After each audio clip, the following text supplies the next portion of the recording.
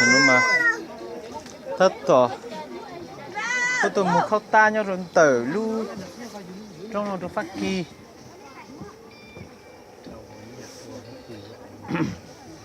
mà mình sai rồi cái lối gì kinh gom ó tụi mình cả đút tới mó tụi mình cá nhân tới vậy có học nhưng thì nó có học nè vậy có học à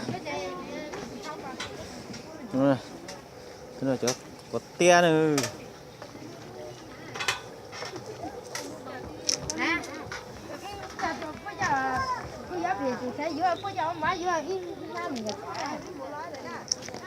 cùng một khâu tắt chung là gì cười của dưới tụi quay đâu xí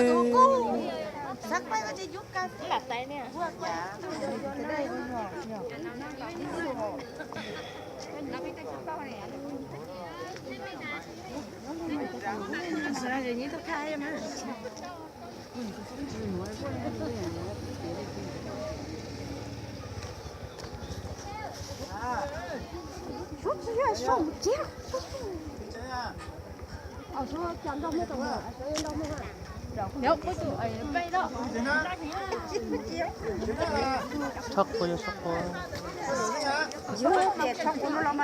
đây gần muốn nó lò nô cho nó nô xin nó ra nhưng hay đôi tao chắc coi một số nó còn này bây giờ vô chẳng mình cho tôi vô ô máy nó có chỉ vô bây giờ chỉ vô cho nó này y nó xíu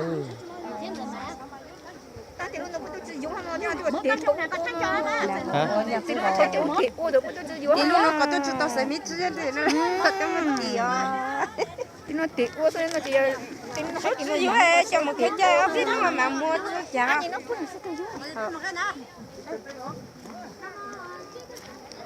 tụi bà phát kỳ trơn rồi tôi vô khóc ta đón tử trong này còn biên bảo sao nhở? Phải are you happy to have?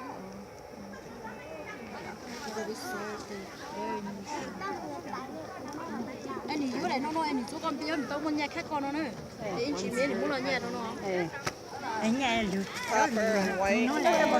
wow rồi gì tít tia đấy luôn sao hay lu Sao mà hay mà. ta nó chút quá sự trong phố đây.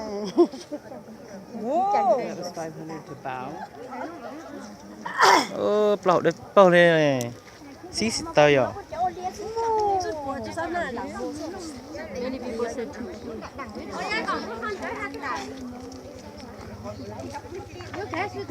ô mình bắt căn tàu tạt kia là bắt đầu vô đây thôi cho căn chim mùng tàu bắt cá nó không có mà là hai giờ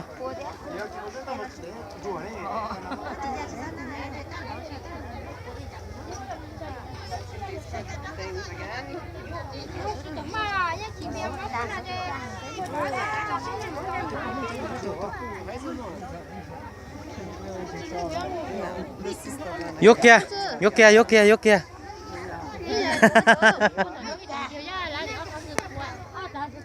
hay lùm mông mày này vô mà nè tay rồi bù mày cả hai vô rồi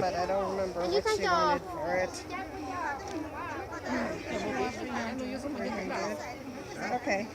I think that's okay. Linh nhờ ta. Yeah. Để luôn thì đi.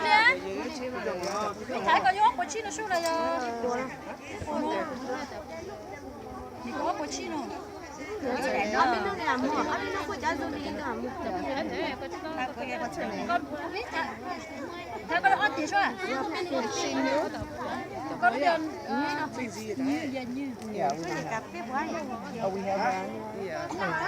We're scared it. We have. Cà phê quá, còn để. Tôi nhìn nhà chúng nó thế đó đi.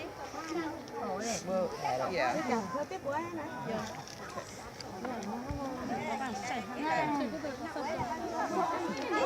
Yo, có sao tao mà cứ nhớ mà họ. Ở nhà ta có thông tin đấy. nhưng ít xa vô tàu luôn có gì luôn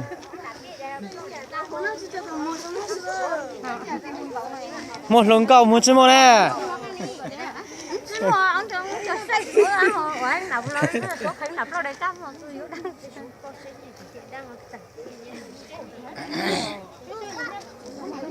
đi này để cam Vô tàu bên nào có một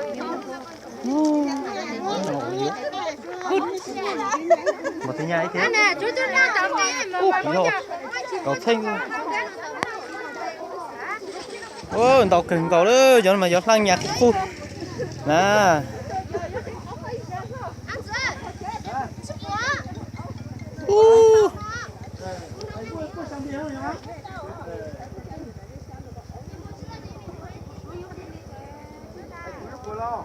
siêu thị con dễ nó mà lấy chụp chiếc cả vô rồi đó chế ít xe đến ta muốn chết tăng rồi hôm nay sao khao nữa bây giờ nó khao tuyệt à tuyệt mà nó khao nó khao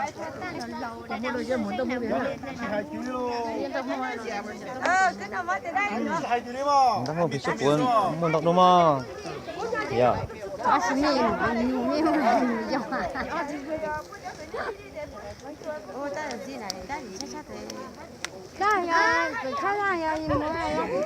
đi bùa lên này nó ở đây tôi làm mèo rồi nha nhớ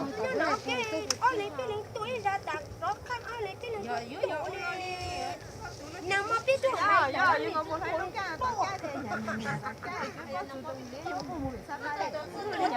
Nó ta nhớ tổ, nạt kia, lên